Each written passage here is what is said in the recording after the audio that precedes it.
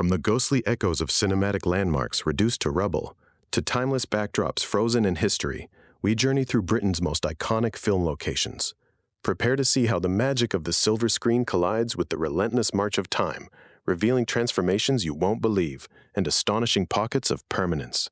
In 1971's Times Get Carter Times, Michael Caine's iconic act of throwing a villain from the roof of a 7-story brutalist car park in Gateshead etched itself into British cinematic history. Constructed in 1967, this structure was envisioned as a beacon of modernity. Its indelible link to the film led locals to simply call it the Get Carter Car Park. Yet, by 2010, this brutalist landmark was demolished. Its site is now occupied by a Tesco-backed shopping center, a development so widely criticized it was nominated for the Carbuncle Cup, an award for Britain's worst new building. A cinematic landmark, replaced by an architectural misstep, stands as a stark reminder of change.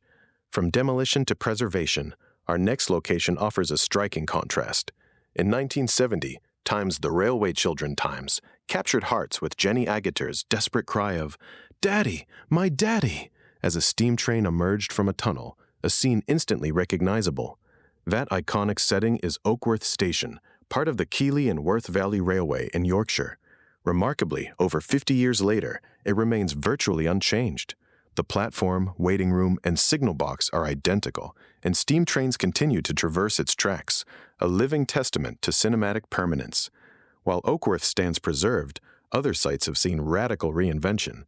For his 1987 masterpiece, Times Full Metal Jacket Times, Stanley Kubrick required a desolate, war-torn Vietnamese city for the Battle of Hue. Unable to film in Vietnam, he ingeniously transformed an abandoned gasworks in East London into a convincing war zone. Plockton Gasworks, once Europe's largest, had ceased operations in 1969. Kubrick orchestrated selective demolitions, even planting palm trees which, predictably, succumbed to the British cold. This entire Vietnam was London. Today, Plockton is a retail car parks. The site where one of cinema's most harrowing war depictions was filmed now serves as a backdrop for everyday shopping, a stark transformation from cinematic battleground to commercial hub. Sometimes, cinematic magic doesn't just transform a location, it adds to it. In 1983's Times Local Hero Times, the quaint harbor village of Pennon in Aberdeenshire became famous for Burt Lancaster's character calling Houston from a red phone box on the seawall. This memorable prop, initially just a film set piece, inspired such a surge of tourists attempting to use it that the village eventually installed a permanent, functional phone box in its exact location, a unique instance of fiction manifesting into reality. From a prop becoming real, we now turn to a vision of the future that ultimately crumbled. Stanley Kubrick, returning to London for his 1971 film, Times A Clockwork Orange, Times selected the then-new Thamesmead housing estate in southeast London for its futuristic, almost dystopian aesthetic. Conceived as the future of urban living, many of its distinctive tower blocks, including those seen in the iconic lakeside scene, were demolished around 2014. Today, massive regeneration reshapes Thamesmead.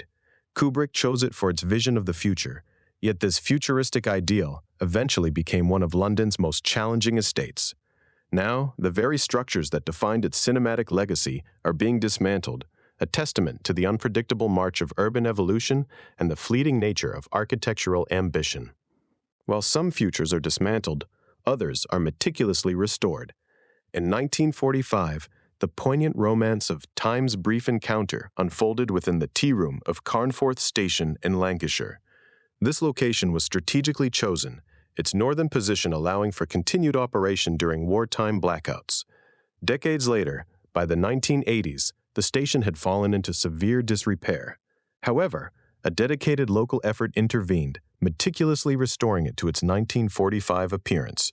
The iconic clock, the refreshment room, every detail, once nearly lost, was preserved by those who understood its historical and cinematic significance, ensuring its timeless appeal. From meticulous restoration, we turn to a vision of the future that proved remarkably accurate. Times The Long Good Friday, Times released in 1980, features Bob Hoskins amidst the derelict docklands of the Isle of Dogs, surrounded by empty docks and rusted cranes. Within the film, His character delivers a prophetic speech envisioning the redevelopment of these very lands. Today, that vision is manifest in Canary Wharf, a landscape of gleaming glass towers, the modern Jubilee Line, and million-pound flats. Hoskins' prediction was remarkably accurate. He simply could not have foreseen the scale and specific architectural transformation that would occur, turning a wasteland into a financial powerhouse. While some locations are transformed by urban development, others are redefined by cinematic legend. In 1975, Times Monty Python and the Holy Grail, Times transformed Doone Castle in Stirlingshire. This once somewhat neglected medieval fortress served as Camelot, Castle Anthrax, and the French Taunters Castle, sometimes all three concurrently. Today, it stands as a massive tourist attraction, its popularity almost entirely fueled by the film. The gift shop famously sells coconut halves, and visitors now fill its halls, reenacting scenes, their rhythmic clatter echoing through the ancient stones, a testament to the enduring power of comedy. From comedic legacy, we shift to a poignant portrayal of a vanishing world. The 1969 film, Times depicted Billy Casper's school in Barnsley, complete with its terrifying PE teacher and the stark, gray streets of a mining community, a setting so real it was authentic. Today, that school has been demolished, replaced by a modern structure. The coal mining landscape that once defined Billy's world has largely vanished. The pits are closed, and many of the terraced houses have been pulled down. The disappearance of such a landmark evokes a profound sense of temporal shift, reflecting the broader changes in Britain's industrial heartland and the erosion of a way of life. While industrial landscapes vanish, other sites luxury. In 1975, iconic setting in Oakley Court, Windsor, serving as Frank Neufurter's castle. During production, the mansion was genuinely dilapidated, featuring rotting floors and no heating. Imagine Tim Curry in fishnets within a freezing, crumbling Victorian Gothic estate. Today, this very location has been transformed into a 4-star luxury hotel, offering afternoon tea, spa treatments, and lavish weddings. One can now enjoy scones in the very room where Tim Curry famously performed the time warp, a truly unexpected evolution. From luxurious transformation, we move to a city's evolving face and a wilderness's enduring stillness. Times Trainspotting Times, from 1996, opens with Renton and Spud sprinting down Ebenjerg's Princes Street, fleeing from John Menzies' bookshop, propelled by Iggy Pop's Raw soundtrack. In 1996, Ebenjerg's Princes Street was tram-free. John Menzies' bookshop is now a Next. Trams arrived in 2014, reshaping the urban landscape. Yet, a stark contrast exists in the Scottish Highlands. Carrour Station, featured in the film, remains Britain's most remote station, accessible only by train, a pocket of unchanged wilderness amidst urban flux.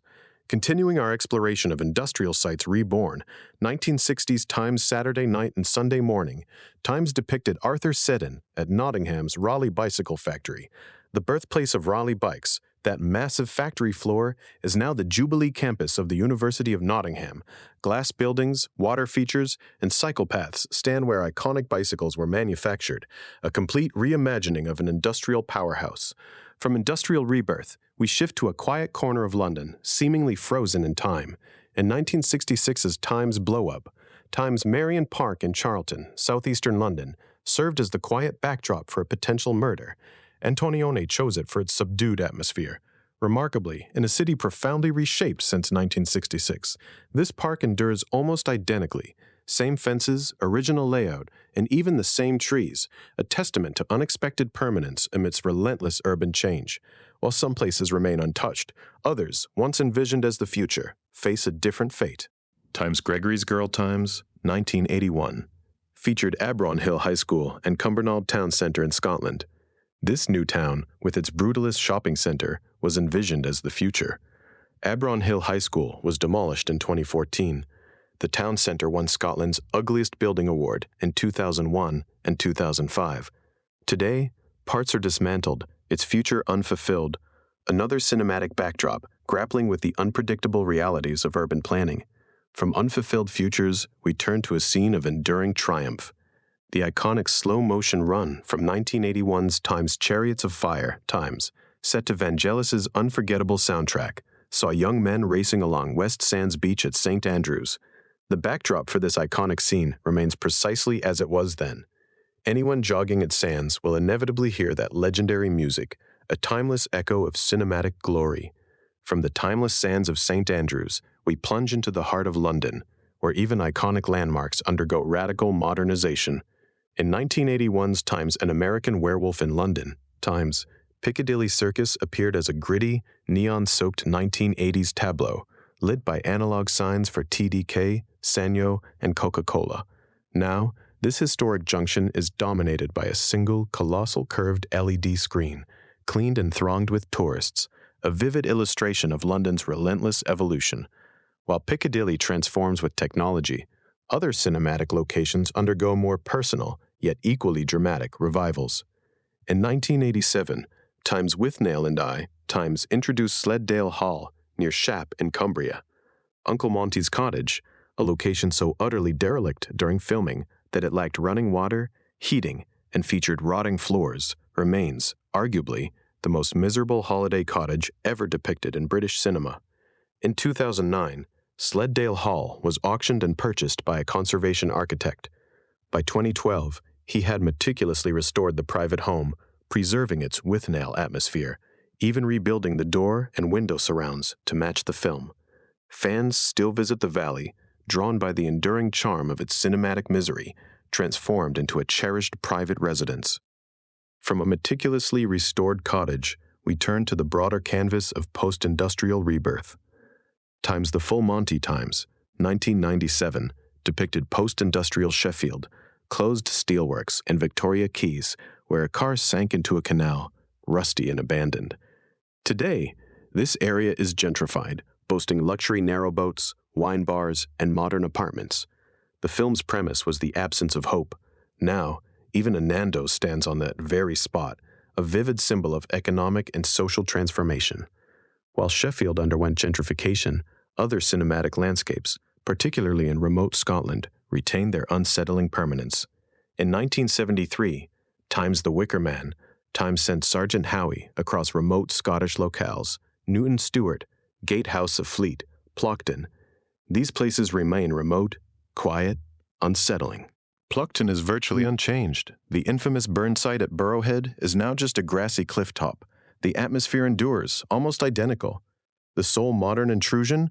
An Airbnb, a subtle shift in a landscape otherwise frozen in time.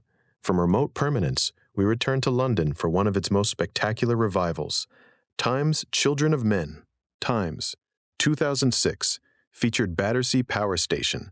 For decades, it stood as London's most famous ruin, a rotting, gutted shell. The film used it as a dystopian art store. Many assumed it would simply crumble. Yet, a multi-billion-pound restoration, completed in 2022, defied expectations.